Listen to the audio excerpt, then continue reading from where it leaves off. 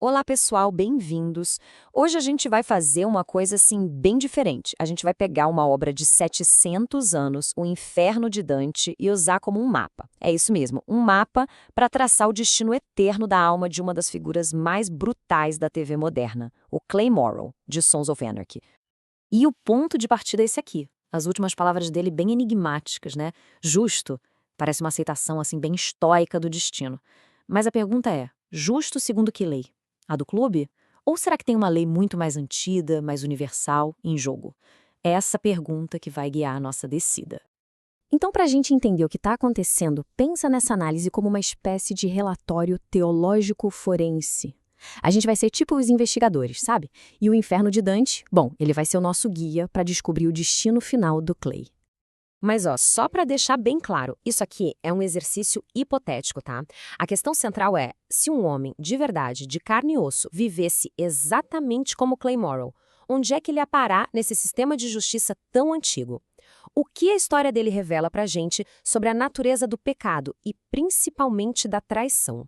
Ok, mas antes da gente descer de verdade, a gente precisa estabelecer umas regras. As regras teológicas que vão guiar essa investigação. São basicamente as leis do jugo. E o ponto mais importante é esse aqui. O que realmente coloca o Clay no inferno é a falta de arrependimento. Sabe, aquelas últimas palavras dele, justo, parecem aceitar o julgamento dos homens, mas em nenhum momento tem um pedido de misericórdia divina. Essa recusa final em aceitar o perdão é o que sela o destino dele. Agora, olha só que interessante esse conceito aqui, o contrapasso. No Inferno de Dante, a punição nunca é aleatória. Ela se encaixa no crime de um jeito poético, até irônico. O castigo é um espelho da natureza do pecado. Guarda bem essa ideia, porque ela vai ser fundamental para a gente entender o veredito lá no final. Então, o Inferno de Dante é todo organizado, tem uma lógica. Lá na base, nos círculos mais leves, digamos assim, ficam os pecados de fraqueza, tipo luxúria, ira. No meio, a gente encontra os pecados de violência. E lá no fundo, no nível mais profundo e mais grave de todos, estão os pecados de fraude. Aqueles que são cometidos com malícia, de forma fria, calculada. Para Dante, essa malícia é muito, mas muito pior que qualquer paixão descontrolada. Beleza, com as regras do jogo estabelecidas, chegou a hora de analisar as evidências. Vamos começar pelos pecados mais, digamos, superficiais, para entender por que o destino dele é, na verdade, lá nas profundezas do inferno. Ah, com certeza o Clay era culpado de pecados de fraqueza. A infidelidade dele, a violência brutal contra Gemma, tudo isso é prova. Mas olha, por mais terríveis que sejam esses atos, eles não definem a verdadeira essência da maldade dele. A marca registrada do Clay não era fraqueza, e sim o cálculo, frio e preciso. E é aqui que a coisa fica interessante, porque isso mostra um ponto fundamental. Clay foi um assassino em série, basicamente. Isso, por si só, já colocaria ele lá no sétimo círculo, o da violência. Só que a violência dele quase nunca era um ato de raiva pura, passional. Era uma ferramenta, um meio para atingir um fim, encobrir as mentiras, os esquemas fraudulentos e se manter no poder. Isso eleva, ou melhor, rebaixa os crimes dele para uma categoria muito, muito mais grave. Agora a gente vai mais fundo. A gente vai direto para o coração da maldade do Clay. A gente sai da fraude simples e entra no pecado supremo, a traição. A traição contra as pessoas que mais confiavam nele. E aqui Dante faz uma distinção que é absolutamente crucial. Pensa bem, enganar um estranho é fraude, certo? Mas enganar alguém que tem um laço especial com você, de sangue, de pátria, de irmandade, isso é traição, é quebrar uma confiança sagrada. E na visão de Dante, simplesmente não existe pecado pior do que esse. E aqui, bom, aqui está a prova irrefutável. A lista de crimes do Clay não é contra inimigos, é contra a própria casa dele.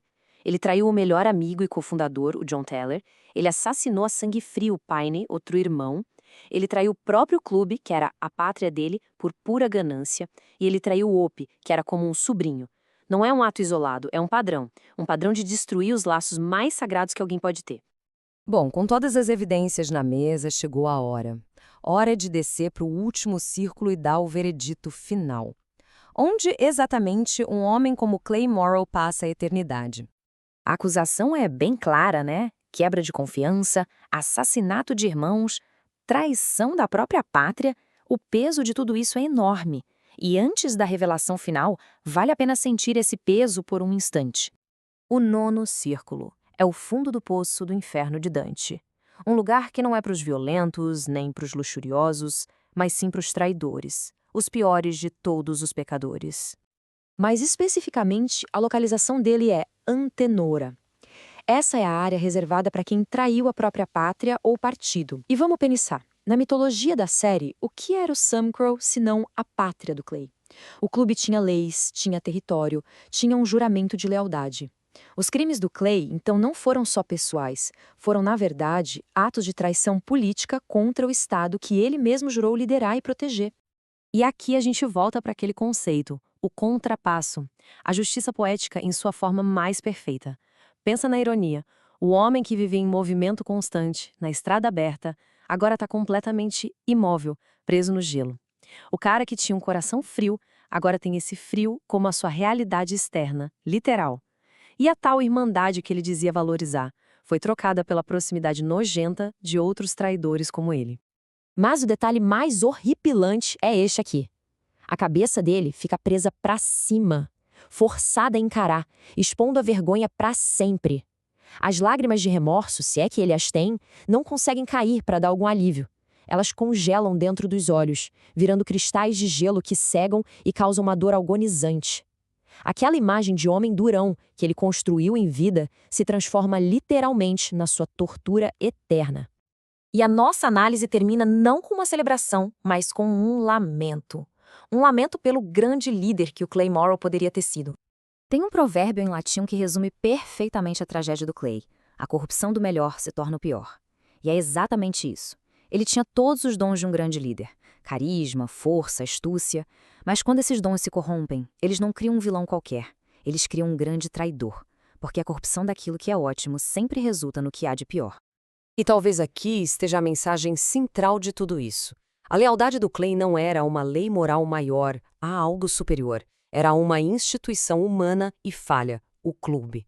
E quando a lealdade a um código tribal, a um grupo, é colocada acima de qualquer outra coisa, o resultado, no fim das contas, não é liberdade, é tirania, é fratricídio, é destruição. E é com essa pergunta que a gente fica.